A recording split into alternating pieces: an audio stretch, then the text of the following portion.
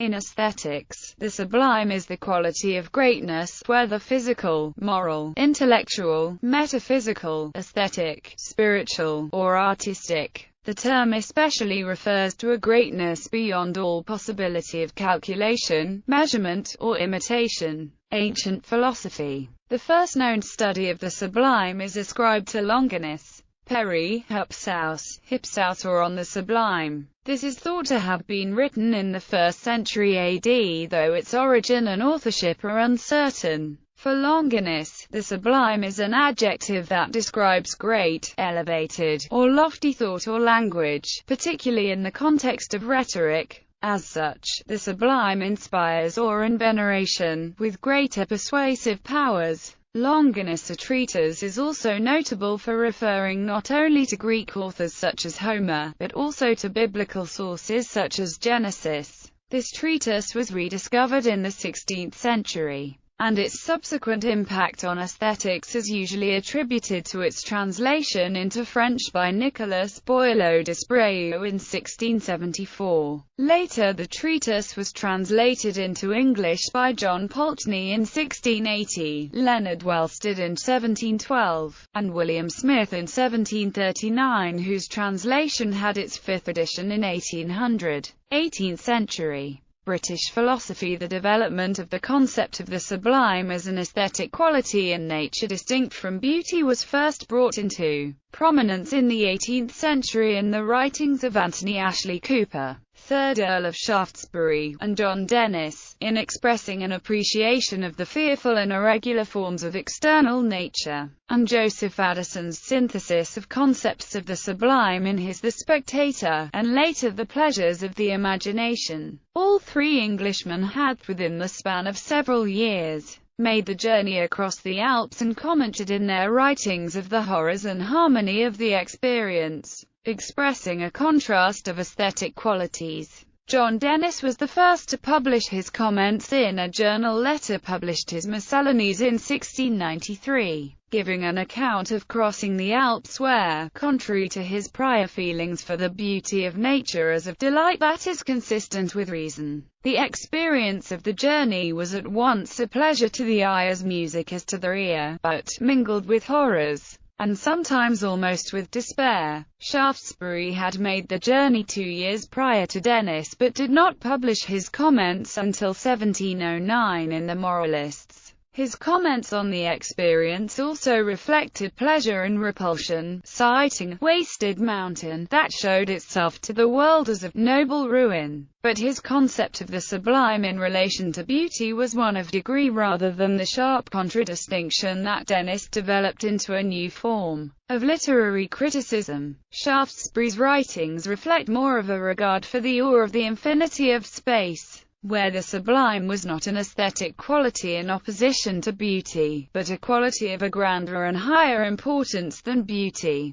In referring to the earth as a mansion globe, and man container, Shaftesbury writes, "How narrow then must it appear compared with the capacious system of its own sun, though animated with a sublime celestial spirit." Joseph Addison embarked on the Grand Tour in 1699 and commented in remarks on several parts of Italy etc., that the Alps fill the mind with an agreeable kind of horror. The significance of Addison's concept of the sublime is that the three pleasures of the imagination that he identified, greatness, uncommonness, and beauty, arise from visible objects. It is also notable that in writing on the sublime in external nature, he does not use the term sublime, but uses terms that would be considered as absolutive superlatives, e.g., unbounded, unlimited, as well as spacious, greatness, and on occasion terms denoting excess. Addison's notion of greatness was integral to the concept of the sublime. An art object could be beautiful, but it could not rise to greatness. His work Pleasures of the Imagination, as well as Mark Akenside's Pleasures of the Imagination, and Edward Young's poem Night Thoughts, are generally considered the starting points for Burke's analysis. Edmund Burke's concept of the sublime was developed in a philosophical inquiry into the origin of our ideas of the sublime and beautiful.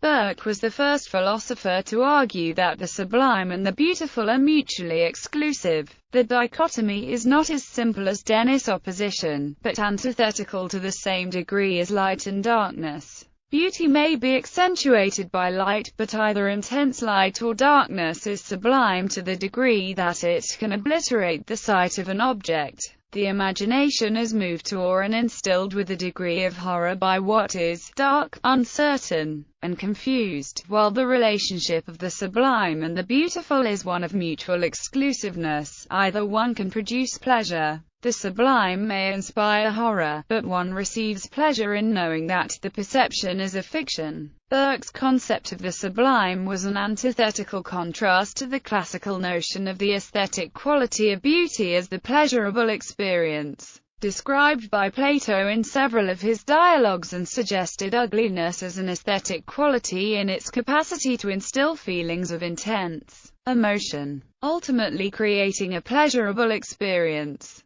Prior to Burke, the classical notion of the ugly, most notably related in the writings of Augustine of Hippo, had conceived it as lacking form and therefore as non-existent. Beauty was, for St. Augustine, the consequence of the benevolence and goodness of God's creation, and as a category had no opposite. The ugly, lacking any attributive value, was a formlessness in its absence of beauty. For Aristotle, the function of art forms was to create pleasure, and had first pondered the problem of an object of art representing the ugly as producing pain. Aristotle's detailed analysis of this problem involves his study of tragic literature and its paradoxical nature to be shocking as well as having poetic value. Burke's treatise is also notable for focusing on the physiological effects of the sublime, in particular the dual emotional quality of fear and attraction noted by other writers. Burke described the sensation attributed to the sublime as a negative pain, which he called delight, and which is distinct from positive pleasure. Delight is taken to result from the removal of pain and is supposedly more intense than positive pleasure. Though Burke's explanations for the physiological effects of the sublime experience were not taken seriously by later writers, his empiricist method of reporting from his own psychological experience was more influential, especially in contrast to Kant's analysis. Burke is also distinguished from Kant in his emphasis on the subject's realization of his physical limitations rather than any supposed sensitive, moral or spiritual transcendence. German philosophy. Immanuel Kant. See also Immanuel Kant's aesthetic philosophy. Kant, in 1764, made an attempt to record his thoughts on the observing subject's mental state in Observations on the Feeling of the Beautiful and Sublime. He held that the sublime was of three kinds: the noble, the splendid, and the terrifying. In his Critique of Judgment, Kant officially says that there are two forms of the sublime, the mathematical and the dynamical, although some commentators hold that there is a third form, the moral sublime, a layover from the earlier, noble, sublime. Kant claims, "We call that sublime which is absolutely great." He distinguishes between the remarkable differences of the beautiful and the sublime, noting that beauty is connected with the form of the object, having boundaries, while the sublime is to be found in a formless object, represented by a boundlessness. Kant evidently divides the sublime into the mathematical and the dynamical, wherein the mathematical, aesthetical comprehension, is not a consciousness of a mere greater unit, but the notion of absolute greatness not inhibited with ideas of limitations. The dynamically sublime is nature considered in an aesthetic judgment as might that has no dominion over us, and an object can create a fearfulness without being afraid of it.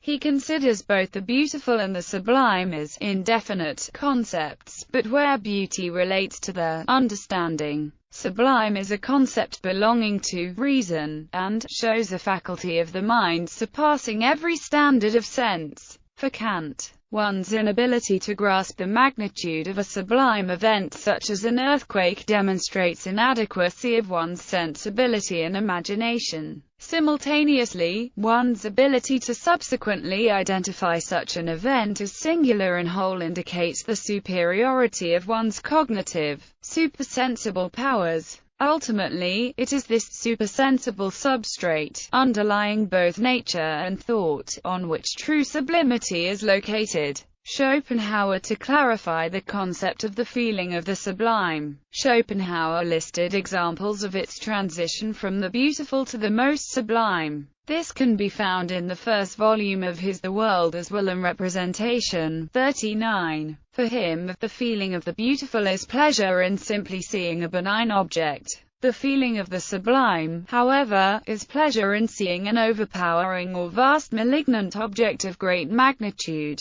one that could destroy the observer. Feeling of beauty, light is reflected off a flower. Weakest feeling of sublime, light reflected off stones. Weaker feeling of sublime, endless desert with no movement. Sublime, turbulent nature. Full feeling of sublime, overpowering turbulent nature. Fullest feeling of sublime, immensity of universe's extent or duration. Georg Wilhelm Friedrich Hegel. Hegel considered the sublime a marker of cultural difference and a characteristic feature of Oriental art. His teleological view of history meant that he considered Oriental cultures as less developed, more autocratic in terms of their political structures and more fearful of divine law. According to his reasoning, this meant that Oriental artists were more inclined towards the aesthetic and the sublime. They could engage God only through sublated means. He believed that the excessive intricate detail that is characteristic of Chinese art, or the dazzling metrical patterns characteristic of Islamic art, were typical examples of the sublime, and argued that the disembodiment and formlessness of these art forms inspired the viewer with an overwhelming, aesthetic sense of awe. Rudolf Otto compared the sublime with his newly coined concept of the numinous. The numinous comprises terror, tremendum, but also a strange fascination, fascinanes. Post-Romantic and 20th century. The last decades of the 19th century saw the rise of Kunstwissenschaft, or the science of art, a movement to discern laws of aesthetic appreciation and arrive at a scientific approach to aesthetic experience. At the beginning of the 20th century, neo-Kantian German philosopher and theorist of aesthetics Max Dessoir founded the Zeitschrift für Ästhetik und Allgemeine Kunstwissenschaft. The beautiful, the sublime, the tragic, the ugly, and the comic. The experience of the sublime involves a self-forgetfulness where personal fear is replaced by a sense of well-being and security when confronted with an object exhibiting superior might, and is similar to the experience of the tragic. The tragic consciousness is the capacity to gain an exalted state of consciousness from the realization of the unavoidable suffering destined for all men, and that there are oppositions in life that can never be resolved, most notably that of the forgiving generosity of deity, subsumed to inexorable fate. Thomas Weiskell re-examined Kant's aesthetics and the romantic conception of the sublime through the prism of semiotic theory and psychoanalysis. He argued that Kant's mathematical sublime could be seen in semiotic terms as the presence of an excess of signifiers. A monotonous infinity threatens to dissolve all oppositions and distinctions. The dynamic sublime, on the other hand, was an excess of signifieds. Meaning was always overdetermined. According to Jean-François Lyotard, the sublime, as a theme in aesthetics, was the founding move of the modernist period. Lyotard argued that the modernists attempted to replace the beautiful with the release of the perceiver from the constraints of the human condition. For him, the sublime's significance is in the way it points to an aporia in human reason. It expresses the edge of our conceptual powers and reveals the multiplicity and instability of the postmodern world.